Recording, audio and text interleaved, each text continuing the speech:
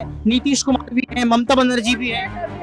देश को राव क्या मैम, क्या मैम? कोई कर रहा है गरीबों के लिए? सब जीत जीत का अपनी अलमारी भरते हैं। किसके लिए क्या कर रहे हैं? बाहर हवाई जहाज में घूम लेंगे, यहाँ इंडिया में क्या कर रहे हैं? इंडिया में तो कुछ नहीं कर रहे ना। गरीब कितने गरीब लोग पड़े हुए हैं, बेरोजगार पड़े हुए हैं। उनको ये कह रहे हैं रोजगार दे रहे हैं। किसको दे रहे हैं? दिल्ली में किसको रोजगार दे दिया? कहीं सिलेंडर फ्री बांट रहा है तो कहीं बिल्कुल कुछ भी नहीं है।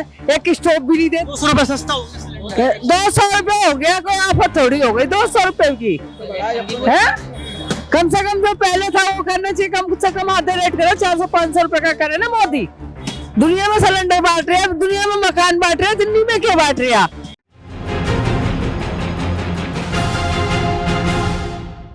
के दिन प्रिंट आउट कर लीजिए, स्लिप के ऊपर सीरियल नंबर रहते हैं उनके ऊपर।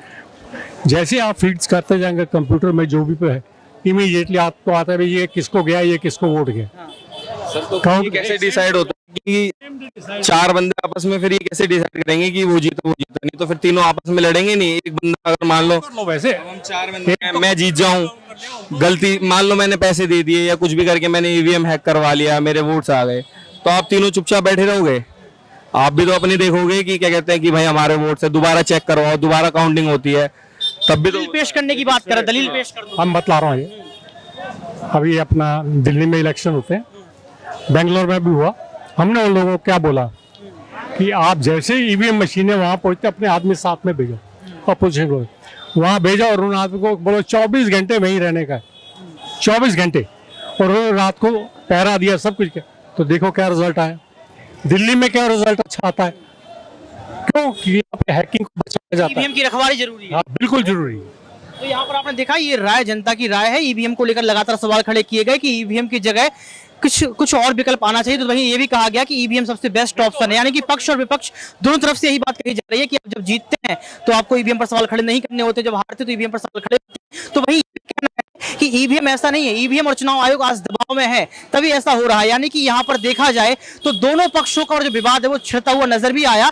लेकिन सबसे बड़ा सवाल चुनाव आयोग से भी है कि जब अगर ईवीएम पर सवाल खड़े होते हैं तो आपको एक प्रेस कॉन्फ्रेंस आयोजित करना चाहिए और ईवीएम प्रैक्टिकल बतौर लोगों के सामने पेश करना चाहिए कि आखिर चुनाव होता कैसा है, प्रतिक्रिया क्या है, कैसे उसका निष्कर्ष निकलता है। ये ईवीएम की बात हुई, इसके साथ 2024 की भी बात की गई। तो यहाँ पर देखा गया कि जनता नाराज भी है, तो कुछ जनता जो है कहीं ना कहीं खुश है। क्या क्या क्या नाम है आपका? मेरा नाम मनसाराम स्नोप हाँ, चक्कराम जी।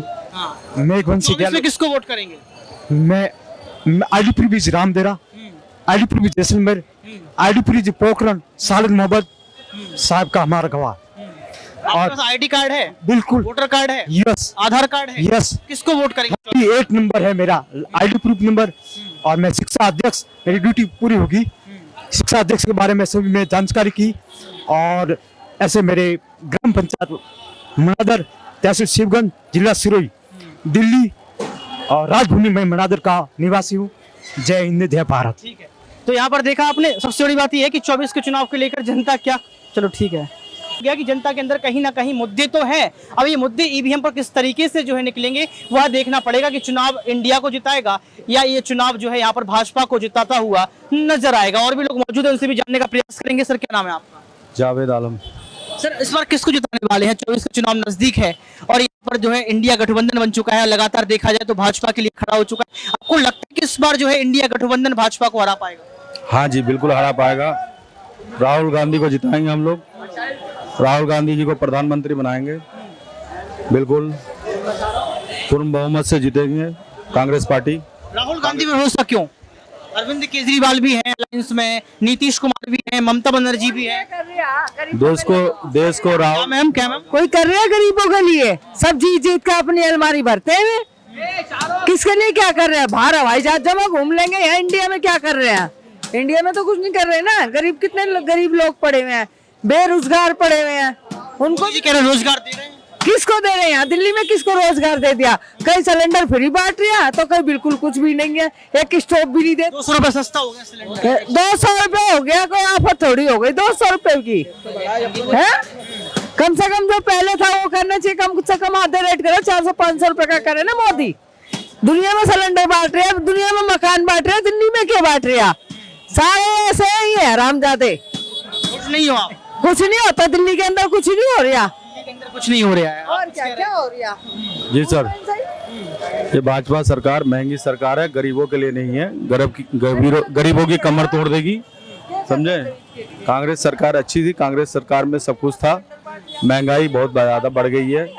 यह अमीरों की सरकार है, व्यापारियों की सरकार है। व्यापारियों की सरकार है। क्या आपकी क्या राय है? व्यापारियों की सरकार बोल दिया भाजपा सरकार को, सहमत है? व्यापारियों की है, मजदूर किसान आदमी सब मारा जा रहा है इस सरकार। भाजपा से खुश नहीं है? जी नहीं, कोई भी सरकार आ जाए भाजपा के अलावा सही है। नहीं, आप क्या सोचते हैं, भाजपा से खुश हैं? हम तो वोट खुश हैं। एक बात बताओ, मेरा लड़का 10,000 भी मुश्किल से कमाता है, तो तुम बताओ जो आईडी जो है फैमिली आईडी, उसमें 10 लाख कैसे आ गई?